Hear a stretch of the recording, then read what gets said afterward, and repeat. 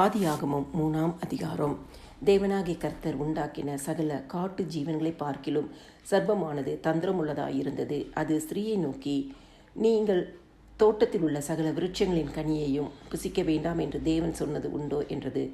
ஸ்திரீ சர்ப்பத்தை பார்த்து, நாங்கள் தோட்டத்தில் உள்ள விருட்சங்களின் கனிகளை புசிக்கலாம்.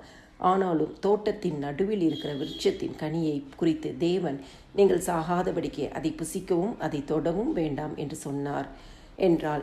அப்பொழுது சர்ப்பம் ஸ்திரீயை நோக்கி, நீங்கள் சாகவே சாவதில்லை. நீங்கள் இதை புசிக்கும் நாளிலே உங்கள் கண்கள் திறக்கப்படும் என்றும் நீங்கள் நன்மை தீமை அறிந்து தேவர்களைப் போல் இருப்பீர்கள் என்றும் தேவன் அறிவார் என்றது. அப்பொழுது ஸ்திரீயானவள், அந்த விருட்சம் புசிப்புக்கு நல்லதும் பார்வைக்கு இன்பமும் புத்தியை தெளிவிக்கிறதற்கு இச்சிக்கப்படத்தக்க விருட்சமாயிருக்கிறது என்று கண்டு அதன் கனியை பறித்து புசித்து தன் புருஷனுக்கும் கொடுத்தாள். அவனும் புசித்தான். அப்பொழுது அவர்கள் இருவருடைய கண்களும் திறக்கப்பட்டது. அவர்கள் தாங்கள் நிர்வாணிகள் என்று அறிந்து அத்தி இலைகளை தைத்து தங்களுக்கு அரைக்கச்சைகளை உண்டு பண்ணினார்கள். பகலில் குளிர்ச்சியான வேளையிலே தோட்டத்தில் உலாவுகிற தேவனாகிய கர்த்தருடைய சத்தத்தை அவர்கள் கேட்டார்கள். அப்பொழுது ஆதாமும் அவன் மனைவியும் தேவனாகிய கர்த்தருடைய சந்நிதிக்கு விலகி தோட்டத்தின் விருட்சங்களுக்குள்ளே ஒளித்து கொண்டார்கள். அப்பொழுது தேவனாகிய கர்த்தர் ஆதாமை கூப்பிட்டு, நீ எங்கே இருக்கிறாய் என்றார். அதற்கு அவன், நான் தேவருடைய சத்தத்தை தோட்டத்திலே கேட்டு நான் நிர்வாணியாய் இருப்பதனால் பயந்து ஒளித்து கொண்டேன் என்றான். அப்பொழுது அவர், நீ நிர்வாணி என்று உனக்கு அறிவித்தவன் யார்? புசிக்க வேண்டாம் என்று நாம் உனக்கு விளக்கின விருட்சத்தின் கனியை புசித்தாயோ என்றார். அதற்கு ஆதாம், என்னுடனே இருக்கும்படி தேவரீர் தந்த ஸ்திரீயானவள் அவ்விருட்சத்தின் கனியை எனக்கு கொடுத்தால் நானும் புசித்தேன் என்றான். அப்பொழுது தேவனாகிய கர்த்தர் ஸ்திரீயை நோக்கி, நீ இப்படி செய்தது என்ன என்றார்.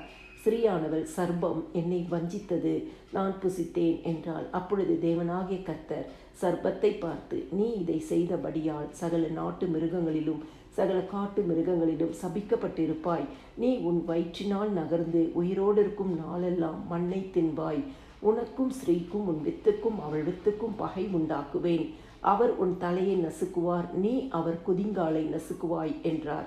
அவர் ஸ்திரீயை நோக்கி, நீ கர்ப்பவதியாய் இருக்கும்போது உன் வேதனையை மிகவும் பெருக பண்ணுவேன். வேதனையோடு பிள்ளை பெறுவாய். உன் ஆசை உன் புருஷனை பற்றி இருக்கும். அவன் உன்னை ஆண்டு கொள்வான் என்றார்.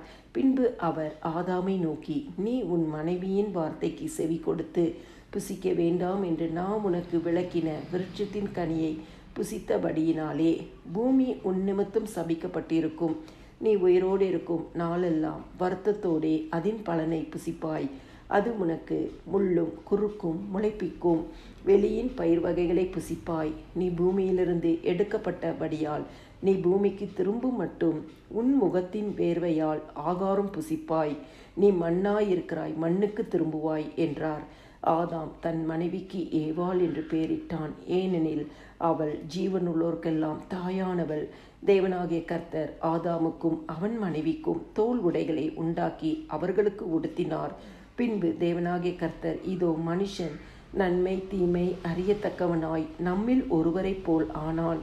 இப்பொழுதும் அவன் தன் கையை நீட்டி ஜீவ விருட்சத்தின் கனியையும் பறித்து புசித்து என்றென்றைக்கும் உயிரோடு இராதபடிக்கு செய்ய வேண்டும் என்று அவன் எடுக்கப்பட்ட மண்ணை பண்படுத்த தேவனாகிய கர்த்தர் அவனை ஏதேன் தோட்டத்திலிருந்து அனுப்பிவிட்டார்.